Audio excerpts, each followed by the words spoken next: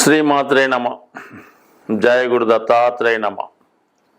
ఈ వీడియోలో మనం 2025వ సంవత్సరంలో ఏ రాశుల వారికి ప్రభుత్వ ఉద్యోగం అనుకూలంగా ఉంటుంది, అలాగే ప్రభుత్వ ఉద్యోగం కాకుండా వారు చేసే ప్రయత్నాన్ని బట్టి ఒక పెద్ద జాతీయ అంతర్జాతీయ స్థాయిలో ఉన్నటువంటి సంస్థల్లో ఉద్యోగంలో ప్రవేశించడానికి కానీ ఉద్యోగంలో మార్పు కొరకు చేసే ప్రయత్నాలకి ఈ 2025వ సంవత్సరం మన మే నెల నుంచి ముఖ్యమైనటువంటి గ్రహాల మార్పు కారణంగా ఏ రాశి వారికి ఏ ఫీల్డ్, ఏ పరిశ్రమలు, ఏ సంస్థల్లో అనుకూలత ఉంటుంది, అలాగే వారు ఉద్యోగం చేసుకుంటేనే మంచిదా,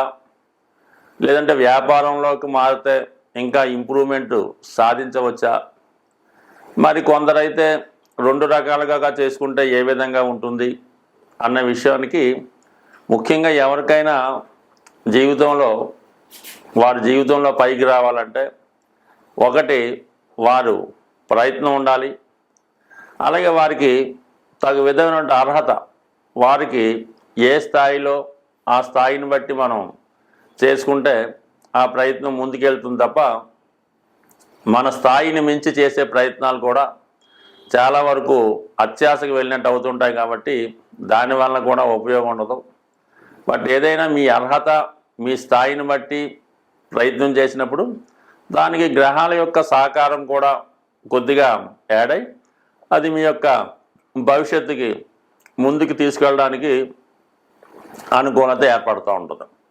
అలాగే మనం ఏదన్నా ఒక వ్యాపారం చేయాలి అనుకున్నప్పుడు వరుసగా వస్తున్నటువంటి ఆ జాతకుడి యొక్క దశలు, అంతర్దశలు, ఈ గోచారంలో ఈ మధ్యలో ఏలినాడు శని, అష్టమ శని రాకుండా కంటిన్యూగా కనీసం ఒక 10 సంవత్సరాలైనా ఒక మంచి పీరియడ్ ఉంటే ఆ జాతకుడు ఆ ఫీల్డ్లో నిలదొక్కుని దాంట్లో ధనం, నేము సంపాదించడానికి అనుకూలత ఉంటుంది. మనం ఏదైనా ఒక వ్యాపారం కానీ ఒక వ్యవహారం కానీ ప్రారంభించినప్పుడు ప్రస్తుతం ఉన్నటువంటి టైం చూసుకోవడం జరుగుతుంటుంది. అంటే ఒక 6 నెలల దాకా, సంవత్సరం దాకా టైం బాగానే ఉంది కాబట్టి ఈ ప్రారంభం అది బాగానే జరుగుతుంది. ఆ సంవత్సరం 6 నెలలు దాటిన తర్వాత నెమ్మదిగా మరి ఆ బ్యాడ్ పీరియడ్ స్టార్ట్ అయినప్పుడు మొత్తం క్లోజ్ అవ్వడం కూడా జరిగి చివరికి అప్పులు మిగిలే అవకాశం ఉంటుంది. కాబట్టి ఏదైనా ఉద్యోగంలో ప్రవేశించడానికి రాబోయే దశలతో పెద్దగా ఫలితం అక్కర్లేదు. రాబోయే దశ బాగున్నా బాగుపోయినా ఉద్యోగంలో ప్రవేశించాక అది ఉద్యోగంలో ఒడిదుడుకులు ఎదుర్కొన్నా అది కంటిన్యూగా అవ్వడం జరుగుతుంటుంది. అంటే ప్రభుత్వ ఉద్యోగం అయినప్పుడు, మళ్ళీ ప్రైవేట్ ఉద్యోగం అయినా కాబట్టి కొంత ఆటుపోట్లు ఉంటాయి. బట్ ఏదైనా ఉద్యోగంలో ప్రవేశించాలనుకున్న వాళ్ళకి రాబోయే పీరియడ్ అంతా బాగలేకపోయినా ఇప్పుడు ఉన్న పీరియడ్ బాగుంటే అతను ఉద్యోగంలో సక్సెస్ అవ్వడానికి అవకాశం ఉంటుంది. అదే వ్యాపారానికి అలా కాదు, ఇప్పుడు పీరియడ్ బాగుండాలి, రాబోయే పీరియడ్ బాగుండాలి, ఆ తర్వాత రాబోయే పీరియడ్ బాగుంటేనే వ్యాపార పరంగా సక్సెస్ అయ్యే అవకాశం ఉంటుంది. కాబట్టి ఇన్ని రకాలుగా ఆలోచించి అధిక మొత్తంలో పెట్టుబడి పెట్టేవాడు ఇవన్నీ ఆలోచించవలసి ఉంటుంది. పెట్టుబడి లేకుండా ఏదో రియల్ ఎస్టేట్ లాంటిదో ఏదో చేసుకుంటే దానికి పెద్దగా ఆలోచించక్కర్లేదు. కేవలం కష్టపడితే చాలు, అదృష్టం ఉంటే అదే కలిసి వస్తుంది. స్వస్తి. అంటే ఇది ఇంట్రడక్షన్. కుంభరాశి వారికి వృత్తిలో స్థిరపడాలంటే ఏ జాగ్రత్తలు తీసుకోవాలి, ఏ మార్గంలో వీరు ప్రయాణిస్తే జీవితంలో తొందరగా స్థిరపడే అవకాశం ఉంటుంది అని పరిశీలించే ప్రయత్నం చేద్దాం. మరి కుంభరాశి వారికి శని అధిపతి, ఇది వాయుతత్వ రాశి. ఇందులో మరే ఇతర గ్రహాలు ఉచ్చ కానీ నీచ కానీ పొందడం జరగదు. ఇది సర్వ స్వతంత్రమైనటువంటి రాశి. అయితే ఈ రాశికి రాహు కూడా అధిపతి అవుతుంటాడు. అంటే శని, రాహు ఇద్దరు కలిసి సంయుక్తంగా ఈ రాశిని పరిపాలించడం జరుగుతూ ఉంటుంది. అందుకనే వీళ్ళు వృత్తి వ్యవహారాల్లో చాలా అడ్వాన్స్గా ఉండడం జరుగుతూ ఉంటుంది. రాహు అన్నది ఒక మాయ, ఒక ముసుగు. ఉన్నదాన్ని లేని దానిగా చూపించడం, 10 రూపాయలని కోటి రూపాయలుగా చూపించే శక్తి మాయాజాలం అంతా రాహు దగ్గర ఉంటుంది. అందువల్ల ఈ రాశి వారికి ఎక్కువగా ప్రస్తుతం ఉన్నటువంటి సాఫ్ట్వేర్ రంగం అన్నది చాలా వరకు అది వీళ్ళ సృష్టి అన్నమాట. ఈ కుంభరాశి కుంభలగ్నంలో జన్మించిన వారి యొక్క సృష్టి ఇప్పుడు ఈ కంప్యూటర్ ఈ సాఫ్ట్వేర్ అంతా కూడా. ఎందుకంటే వీళ్ళు ఒక విధంగా కుంభరాశికి అధిపతి శని అవడం వల్ల శని బాగా స్లో ప్లానెట్, బాగా బద్ధకానికి కూడా కారణం అవుతుంటారు. ఈ కారణం వల్ల ఏంటంటే వాళ్ళు సులువుగానే అన్నీ కూడా కూర్చున్న చోటే పడుకున్న చోటే చేయాలనే ప్రయత్నంలో ఈ క్యాలిక్యులేటర్లు ఈ కంప్యూటర్లు ఇవన్నీ కూడా వాళ్ళ మేధస్సు నుంచి సులభంగా పని పూర్తి చేసుకోవాలి. అలాగే మన దగ్గర ఒక కోటి రూపాయలు ఉంటే దాని వ్యాపారం అది చేయడం ఎందుకు, ఎవడైతే మార్కెట్లో బాగా వ్యాపారం చేస్తున్నాడో వాడికి పెట్టుబడి పెట్టడం, నెల రాబోతులో చక్కగా ఇంట్రెస్ట్ తీసుకొని సేఫ్ సైడ్లో ఉండడం, వాడి మీద నిరంతరం అబ్జర్వ్ చేస్తూ ఉంటారు. ఏమాత్రం వాడు డౌన్ఫాల్ అవుతున్నాడు అన్నప్పుడు వీళ్ళ మనీ బ్యాక్ తీసుకోవడం, ఇంకొకటి మీద వడ్డీకి వచ్చి వాడిని వృద్ధిలో చేయడం జరుగుతూ ఉంటాం. అంటే వీళ్ళ జీవితంలో ఎవరు వృద్ధి చెందుతున్నారో, ఏ రంగం బాగుందో అందులో ఇన్వెస్ట్ చేస్తూ ఉంటారు, దాని ద్వారా ఆదాయాన్ని పొందుతూ ఉంటారు. ఈ కారణం వల్ల ఏంటంటే వీళ్ళు ఎక్కువగా ఈ సాఫ్ట్వేర్ దానికి సంబంధించినటువంటి, అంటే అది సాఫ్ట్వేర్ సృష్టికర్తలు కావచ్చు, యాప్ తయారు చేయొచ్చు, జాబ్ చేయొచ్చు, ఇవన్నీ కూడా వీళ్ళ సృష్టి. అలాగే ప్రస్తుతం ఉన్నటువంటి ఈ ఈ జొమాటో, స్విగ్గీ లాంటి యాప్లు కూడా వీళ్ళే ఎక్కువగా ఉపయోగించుకుంటారు.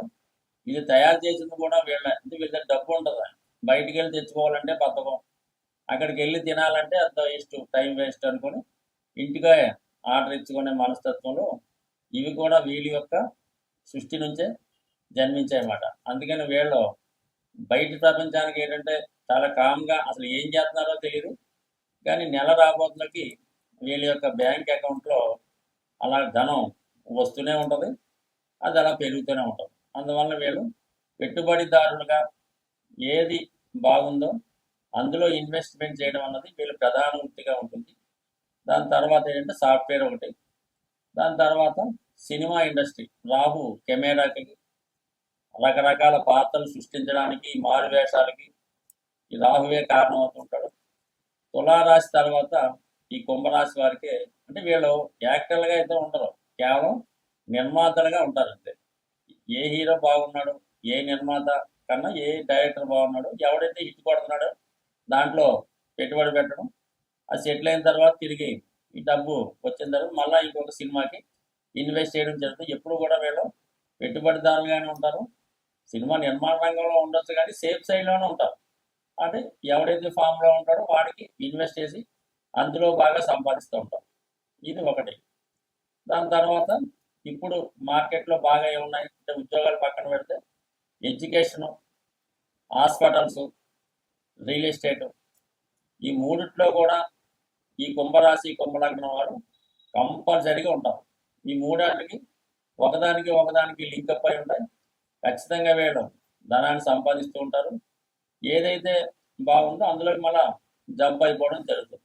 వీళ్ళకి ఎవరైతే ఉపయోగపడుతున్నారో, వీళ్ళ దగ్గర ఎవరైతే బాగా పనిచేస్తున్నారో అన్నంతకాలం వీళ్ళ దగ్గర ఉంచుకుంటారు.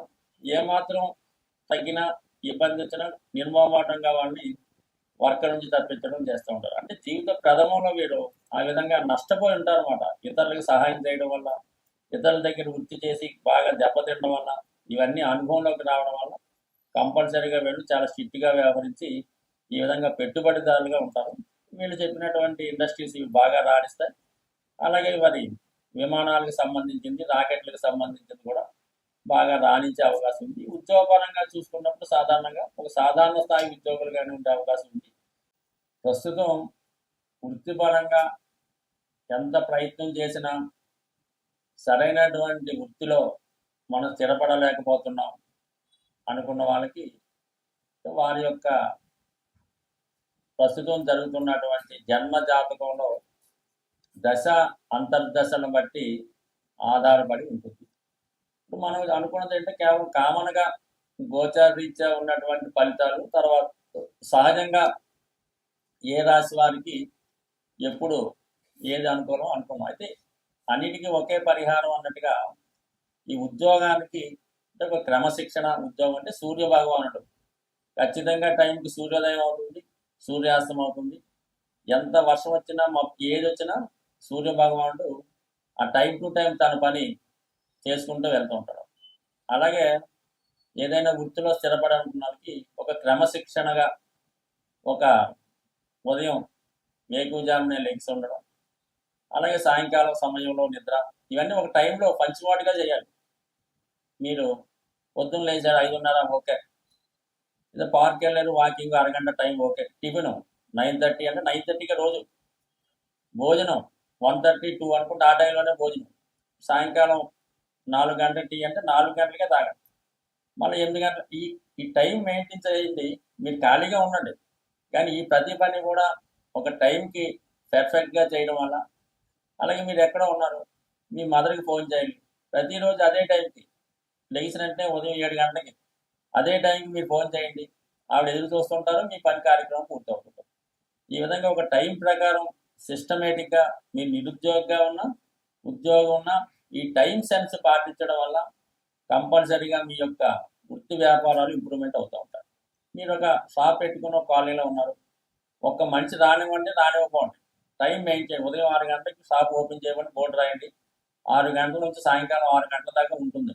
ఎంత ఇబ్బంది వచ్చినా ₹1 అమ్మకపోయినా ఉదయం 6 నుంచి సాయంకాలం దాకా ఓపెన్ అయి ఉంటే నెమ్మదిగా మీ కస్టమర్స్ పెరుగుతారు, సమయంగా ఆ టైంకి వచ్చి తీసుకెళ్ళడం కూడా జరుగుతూ ఉంటుంది.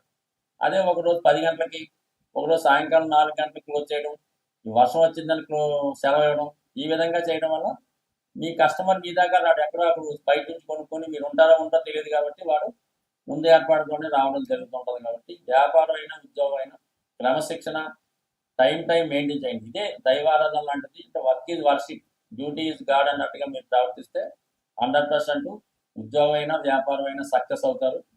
దాంతోపాటు ఏంటంటే ప్రతిరోజు సూర్య భగవానుడి ఆరాధన, అంటే అతనే క్రమశిక్షణ కారణం అవుతుంటాడు, ధనాన్ని ఇచ్చేది కూడా సూర్య భగవానుడే. కాబట్టి ఈ విధంగా మీరు సూర్య భగవాన్ని పూజించుకోవడం, ఆదివారం నియమంగా ఉండడం చేయడం వల్ల కంపల్సరీగా మీరు ఏ వృత్తిలో ఉన్నా రాణిస్తారు. అయితే కొద్దిపాటి మాన్యువల్ రెమెడీ అనుకోండి, మామూలుగా ఈ జంతువులకి, అది ఆవు కావచ్చు, గుర్రాన్ని కావచ్చు, పిల్లి కావచ్చు, చెరువులో చేపలు కావచ్చు, ఈ మూగ జీవులకి ఆహారాన్ని అందించడం కూడా మీకు చాలా వరకు ఈ వృత్తిలో అభివృద్ధికి సహకరించే అవకాశం ఉంటుంది. ఈ విధంగా చిన్న రెమెడీస్ ఎక్కువగా ఈ డ్రై ఫ్రూట్స్ ఉంటాయి కదా, ఎండు ద్రాక్ష, ఎండు ఖర్జూరం లాంటివి ఏదో ఒక మీకు అనుకూలమైన రోజు ఎక్కడ ఉన్నటువంటి మరి సాధువులు లాంటి వాళ్ళకి ఈ డ్రై ఫ్రూట్స్ పంచిపెట్టడం వల్ల చిన్న వృత్తిపరమైనటువంటి చికాకులు, అంటే ఏదన్నా ప్రతిదానికి ఒక రెమెడీ, ఒక సమస్య ఉంటుంది. అయితే మనం ఆ ప్రయత్నం చేస్తూ ఈ పరిహారాలను కూడా చేసుకోవడం వల్ల మరి భగవంతుడి యొక్క అనుగ్రహంతో ఉపాధిలో స్థిరత్వం వచ్చే అవకాశం ఉంటుంది. స్వస్తి.